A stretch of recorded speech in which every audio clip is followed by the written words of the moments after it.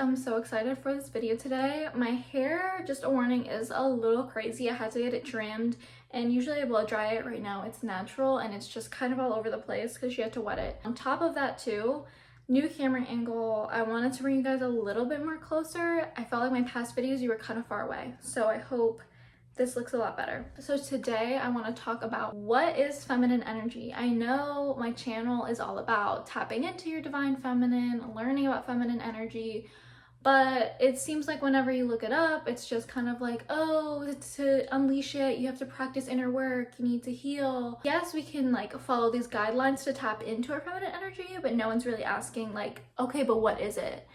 Or no one's really answering that question. There's very few videos on it. Some of them are good, some of them aren't my favorite. So this is basically what I'm going to describe to you as feminine energy. So let's get started. First, we can look at the two words feminine and energy. Everything has energy, even things like a chair, humans, animals, plants. Everything has energy no matter if it's moving or living or it's an object. Then you have feminine, and feminine can be either an adjective or a noun. It's descriptive, it's a person, place, thing, or idea, right? Femininity is an idea. So you have the idea of femininity with your own energy. We all harvest our own energy. Feminine energy is essentially us humans having the free will to describe our energy or to put kind of masculine and feminine into their own boxes, into their own categories. If you really think about it, feminine and masculine, those are also constructed words that we put into our society. And that's basically just what it is. You have energy and you can use that energy for whatever you want it towards. Feminine energy is a construct just like time and money, gender. These are all socially acceptable constructs. A lot of people like to get very scientific with feminine energy, but the issue with that is feminine energy and masculine energies have not been scientifically proven. When you watch videos on feminine energy, or if you try to look up on YouTube what feminine energy is, you'll come across people saying it's in our DNA. You'll see that it has to do with our hormones, it has to do with evolution, evolutionary things, stuff like that. And those are just simply theories. They're theoretical. They're not scientifically proven. In order for something to be scientifically proven, it has to go through this scientific method, which is a 7-step method that you can look up. Just like time. Time is not and cannot be scientifically proven. Yes, we can look at, the Earth tilting on its axis, the sun and the moon, things like that. But the way we calculate time is socially constructed as people. We could have calculated time in any type of way, just like feminine and masculine energy. But that's what's so great about feminine and masculine energy is that it's all about free will. You can either choose to believe it or you don't, and that's okay. There's no scientific evidence that shows that feminine energy is a fact, that it's science, that it's built within us. It's all theoretical, and it's just simply a social construct that people created, just like the words masculine and feminine. What we think of as masculine, what we think of as feminine, is socially constructed in society. The only thing that is scientifically proven is energy in general. And as humans, we have energy, and again, it's in our free will of how we want to describe that energy, what we want to put that energy towards. And for me, and for a lot of you, you want to take the social construct of femininity and you want to exude it in your energy. And even if you exude feminine behaviors in your energy, people don't have to label it as feminine energy either, and that's okay. That's totally fine. Everyone has their own opinion of what's feminine, what's masculine, and that's what's so great about feminine energy is it's different for everyone. That goes into number 2. Why does feminine energy exist? So we have to keep in mind that the words feminine and masculine are just archetypes in our society, just to kind of put a label on certain things, to be able to divvy everything up, if that makes sense. And feminine and masculine aren't inherently harmful terms. It's really dependent on how you use them. There is a rise in femininity and feminine energy in today's society, and there's a lot more people embracing it and a lot more women talking about it and wanting to practice in their femininity, because especially in the Western world, in America, that's where I live, we are under more of a patriarchal society that demonize this femininity a bit more, or decide to ignore it, or they see it as weaker, and masculine energy definitely overrules a majority of things in our life and in our society today. On to number 3, how does feminine energy work? So feminine energy and femininity are two totally different things. Femininity is the practice of being feminine more so in your action and outwardly. You appear feminine. Femininity is about looking a certain way, acting a certain way, and things like that. Whereas feminine energy, again, energy is stored inside of us, so feminine energy can start from the inside. That's why we say it starts with a lot of inner work and a lot of healing. And the thing is, once we do that healing, we do that soul searching, we have and carry more faith in ourselves, and we start to acknowledge our triggers, we start to get help, understand ourselves on a soul level a lot more intimately, instead of just always in our head, and we learn to listen to our bodies. And we step out of our masculine, which is always doing and going and working, and you finally take time to understand yourself and tap into your feminine energy, into your body. That makes room to embrace femininity. You can be feminine and practice femininity without being in your feminine energy, because feminine energy is more of the art of being, whereas femininity is kind of just like what you look like, and it's more about the outside. So that brings me to number 4. Who can use feminine energy? And the answer is easy. Everyone can use feminine energy, and everyone has feminine energy. It doesn't matter if you're a man, a woman, non-binary, gender fluid, whatever or however you identify, feminine energy is in everyone. Because you need to remember, feminine and masculine are just societal constructed traits, and everyone carries masculine and feminine traits. Everyone can be caring towards someone they love, which is feminine, but also everyone can also be very hardworking, which is a masculine trait, or people can be a bit more emotional, which is, you know, a feminine trait, in tune with your emotions. But also everyone can also be a provider. Everyone wants to provide for the people that they love and things like that, which is more of a masculine trait. And that's because in order to be the most healthiest version of yourself, you have to have feminine and masculine energy. You can't always be in your feminine. With only being in your feminine and you don't have any masculine, you don't have any structure, you don't have any discipline in your life. You're kind of just gonna be like a blob. Think of feminine and masculine energy as an oyster. So you have the pearl on the inside, that's your feminine energy.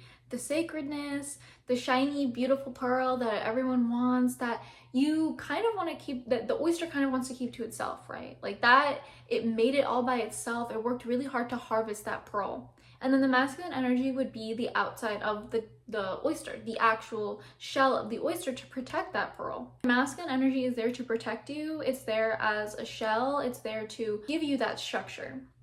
And your feminine energy is the pearl inside. It's the juicy parts. You know, people eat oysters as well. Like, think of all the juiciness and richness in an oyster. That's the best comparison I can make to feminine and masculine energy. And that's why when we say in America we're under such a patriarchal masculine society, that's why we are starting to embrace our feminine. Because with so much masculine energy, I mean, imagine an oyster and all it is just that hard shell. That's all it is. There's nothing inside, there's no juiciness to it, there's no richness on the inside to eat. If you open it, it's dry. There's nothing inside. What are you gonna do? You're kind of just gonna discard it. You're gonna be like, oh, like, man, like there's nothing really here. Too much masculine energy, it's just gonna leave you dry. It's going to leave you no creativity. There's no fluidity. There's nothing sparking you. There's nothing to excite you in life. You're always burnt out. You're in survival mode. And again, when you are in your masculine energy, there's nothing for you to harvest on the inside. There's nothing for you to take in and really work on the inside, just like an empty oyster. Imagine if you were, on the other hand, if you have too much feminine energy and you don't even have any masculine energy, it's just the pearl and the juiciness and the richness of inside the oyster that everyone loves to eat. It's gonna go to waste. It's gonna disappear into the ocean. The pearl's gonna fall all the way to the bottom. Maybe some lucky person might find it and pick it up, but it's nowhere to be seen. It's totally gonna disappear and it's gonna dissipate, and no one's gonna actually understand or get that juiciness that's inside of the oyster. So that's why it's very, very important to have both masculine and feminine, and as well as you want to have that polarity a lot of the times. You don't wanna be 50% masculine and 50% feminine, because you need the polarity for it to actually work, especially in relationships. So feminine energy is important for everyone. Everyone needs that opportunity to rest and fuel and think with their bodies and not be in their head all the time. Being in your head all the time is what contributes to anxiety, contributes to controlling behavior, it contributes to worry. It's also using your mind all the time. That's so much energy that you're exerting every single day, especially if you work, you know, Monday through Friday, a 9 to 5 type of job, and you're always in your masculine energy. And when you get home, you're just totally exhausted. You don't want to dive into your feminine energy. It's important to have a good shift between your masculine and feminine energy all the time. So everyone and anyone should practice feminine energy. It's not just for women. Everyone needs a time where they are in their body and resting, and they're doing something that fuels them and fuels their creativity. And they also need to heal and work on their triggers, work on their past trauma, and realize that they can grow past what is holding them back. So that brings me to number 5. After we talked about all of this, let's discuss why people are skeptical of feminine energy and the term and using it. So I just want to keep in mind, again, feminine energy is kind of a list of societal traits, right? Societal traits that we've linked to femininity and being feminine that you don't have to actively heal and do inner work and call it your feminine energy.